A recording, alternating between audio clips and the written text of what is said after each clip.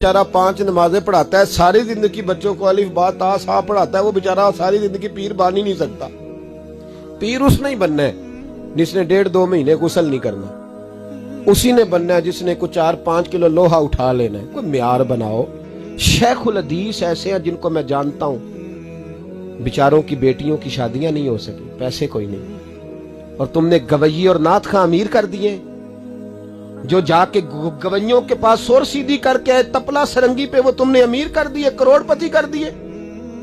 वो जाली पीर जो दुआ तक नहीं जिसे मांगनी आती, वो खरबपति है। और मस्जिद का इमाम बेचारा रो रहा है कि चलो कहीं से पैसे आ जाए तो मैं भी बच्ची की कहीं निस्बत कर दूं। मेरे अपने शहर की बात है, एक बड़ा कीमती बच्चा जामिया निजामी में पढ़ता था, उसके वालिद साहब आलिम थे, और बच्चा मेरे साथ बड़ी मोहब्बत थी।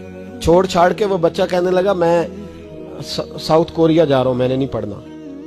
2-3 साल से छोड़ गया। उसके अब्बा ने मुझे फोन किया कि आपसे बड़ी अकीदत रखता है, आप इसको समझाएं। मैंने फोन किया, मैंने कहा बेटा तू पढ़। कहने लगा हजरत साहब अब्बा जी 35 साल मस्जिद में रहे हैं, मेरी बहनें इस तरह की हैं कि शायद कभी गैर महरम को मेरी बहनों ने भी ना देखा हो। तीनों की तीनों कुरान की हाफिज़ा हैं, फाजिल अरबी अदीब अरबी किया, सारा दिन कुरान पढ़ती हैं।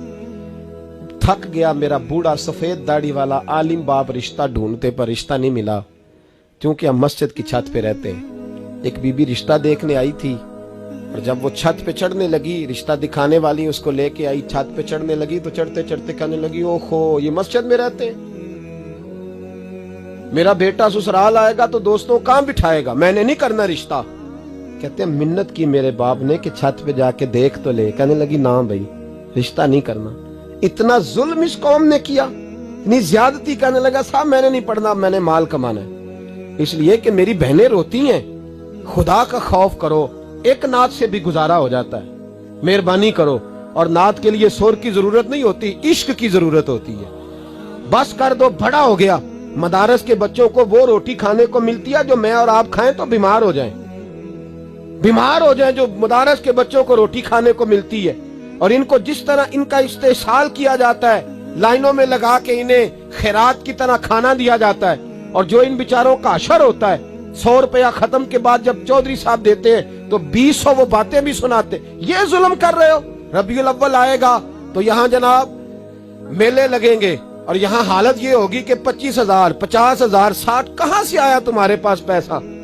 यहाँ लुटाने के लिए पैसे हैं। और मस्जिद का इमाम मिन्नत करे 6 साल के बाद भी कि 2,000 बढ़ा दो, तो कहते कारी साहब इतने पैसे नहीं जमा होते। ये पैसा कहां से आता है? खुदा का वास्ता, ये भी मेरे आला हजरत का पैगाम है, इसको भी सुनो। आला हजरत से जब कहा गया ना, हमारे तो अल्लाह खैर करे नाथ खां और मैं वो कोई पैसे फेंकने आते हैं महफिल में तो मना करता हूँ। क्यों?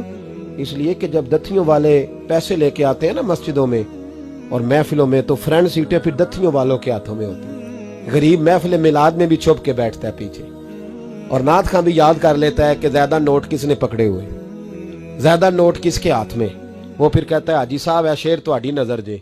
मैं क्या बदबख्ता, नबी पाक दे नां दा शेर भी बंदे दी नजर हो सकता है, जिसमें हुजूर की तारीफ हो रही हो, बंदे की नजर किस तरह हो गई? शर्म करो, डरो अल्लाह ताला।